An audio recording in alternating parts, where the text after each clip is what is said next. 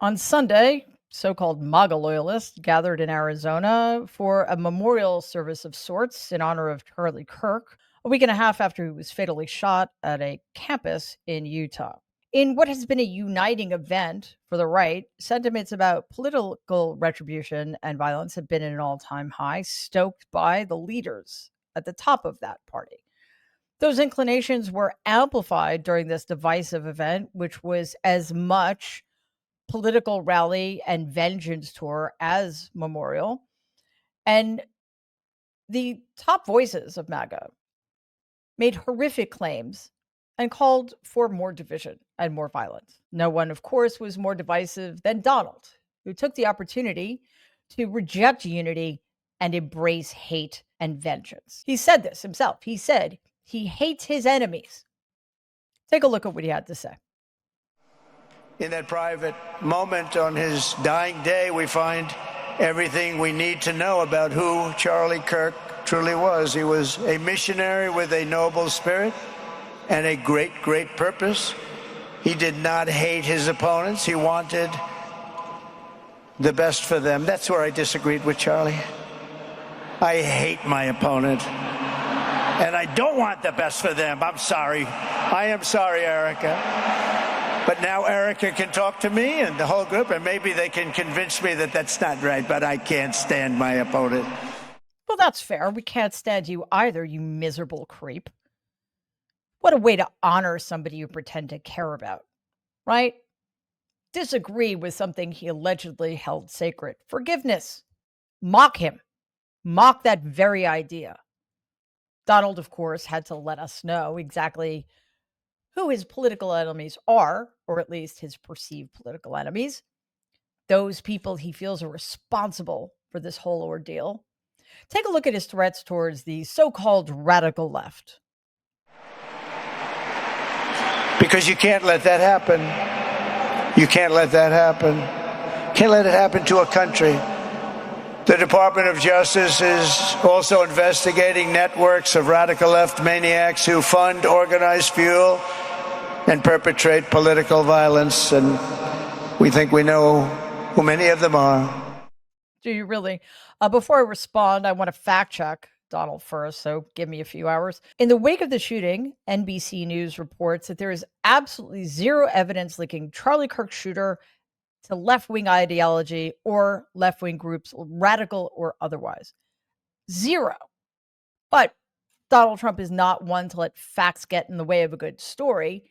He has his narrative and he's sticking to it, regardless of how dangerous it is and regardless of how it is only going to increase the temperature of an issue that is getting more dangerous by the minute. Donald could not possibly finish his speech without using Kirk's death as an opportunity to push his own hateful rhetoric. Take a look at Donald claiming that in one of their final conversations, Charlie begged him to go ahead and save Chicago. One of the last things he said to me is, "Please, sir, save Chicago. We're going to do that. We're going to save Chicago from horrible crime." Oh, good for him. He got a Sir story in there. Whether or not that's true or not, Donald has no right to send the National Guards or military members to an American city.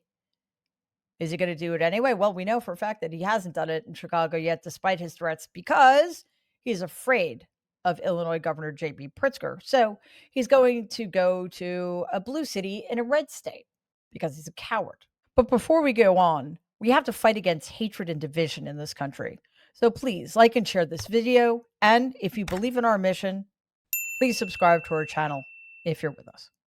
Donald, of course, was not the only member of his regime engaging in hateful rhetoric and violent rhetoric. There is Nazi White House Deputy Chief of Staff Stephen Miller, who spoke during Kirk's memorial as well. I expect very little from Stephen Miller. He is a vile, grotesque Nazi, as I said. But the speech he gave was something Goebbels would be proud of. It was reminiscent of something you would hear out of Third Reich Germany. Let's look at Miller's threats to those on the left.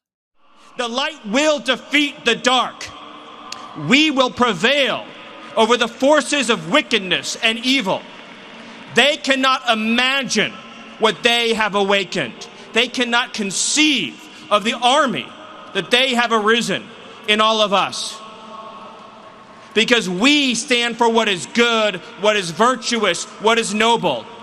And to those trying to incite violence against us, those trying to foment hatred against us, what do you have? You have nothing. You are nothing. You are wickedness, you are jealousy, you are envy, you are hatred. You are nothing. You can build nothing. You can produce nothing. You can create nothing. We are the ones who build. We are the ones who create. We are the ones who lift up humanity. It's a matter of small importance that Donald Trump has created nothing in his miserable life. Nothing. This party, the Republican Fascist Party, is incapable of building anything. All they have done in the last 8 months of the Trump regime is destroy American values, American standing, American institutions, Americans' rights. What Miller's doing there is incredibly important. This is right out of the Nazi playbook. He's dehumanizing people on the left. For what exactly? I had nothing to do with Charlie Kirk's murder. I think the fact that he was murdered is horrific. It is a stain on this country. But I had nothing to do with it. Did you have anything to do with it? As far as I'm aware, it was the work of one man whose motives we don't even know. One Twitter user actually asked Grok to compare similarities between Miller's speech and one given by the aforementioned Joseph Goebbels. Goebbels, if you'll remember, was the chief propagandist for the Nazi Party. This is what Grok replied. Quote, the rhetoric in Miller's speech echoes themes in Goebbels' 1932 The Storm is Coming address, where he rallied against perceived enemies, promising victory over a failing system and awakening a mass movement. For example, Goebbels said, the storm is rising against this system. We are coming with the fervor of youth, with the strength of a movement that has millions behind it. Both Miller and Goebbels frame their side as virtuous against wickedness and invoke an awakened army. Sources like Calvin University's archive and historical analyses note such parallels in populist oratory. So not only is Stephen Miller a vile Nazi, he is also a plagiarist. But that's literally the least bad thing you can say about him. They are using Charlie Kirk's death to further their fascist agenda. They are using the death of a man they claim to care about to make America an increasingly dangerous place to live, at least if you don't agree with them. They are using Charlie Kirk's murder to chill free speech and to put all of us who are on the other side from them on notice. Please take a second and like and share this video. It'd be awesome if you could subscribe to the channel. If you're listening to us in podcast form, please follow us and give the show a 5-star rating because it really does help other people find our content. Thanks.